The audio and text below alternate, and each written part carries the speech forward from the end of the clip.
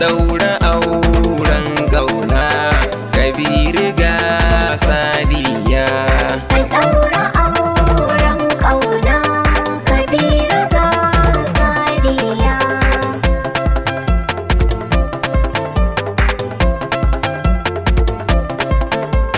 Da fari na sa Allah sarkin da ke bayarwa, sarkin da ke karbewa, sarkin da ke rayawa. Alhamdulillah Allah gare ni ai karawa, domin biyayye manzo rasuli abban nana. An ɗaura auren ƙauna Kabiru ga Sadiya.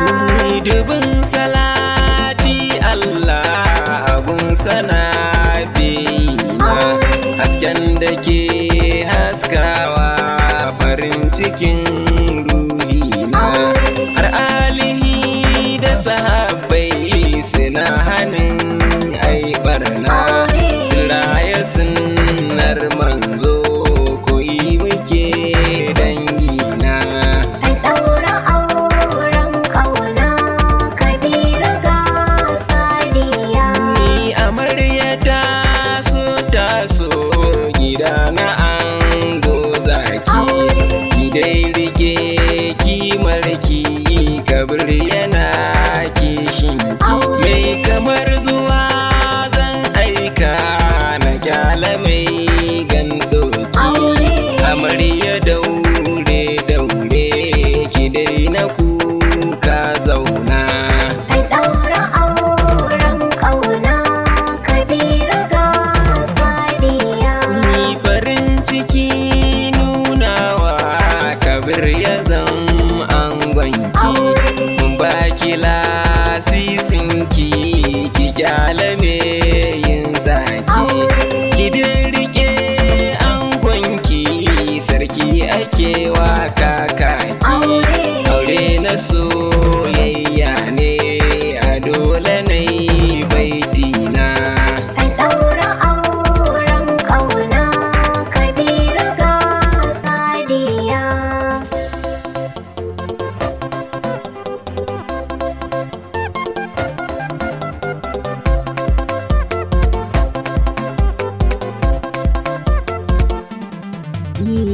Aure silar soyayya shi amo kuce mar sauti, gidan dara masa girki da za ya sa ya yi santi.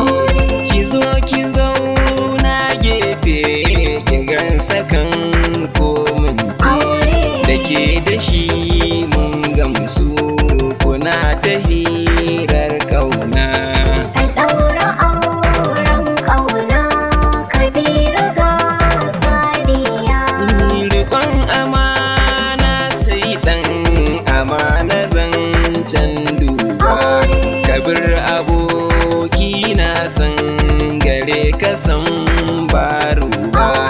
Rike amanar aure amarya mai kyan haiba, rike amanar aure suna ta abban nana. An ɗaura auren ƙauna Kabiru ga Sadiya. Amarya tsaf gata tana tahowa gunka, salo take takawa da sanni mai albarka, da murmushi fuskarta ita ce cikon burinka. Aure na soyayya ne kuje kulan bin ƙauna. An ɗaura auren ƙauna Kabiru ga Sadiya. Anan nake hutawa da baitukan waka ta, akiliti Umar ne wasan kusan san murya ta.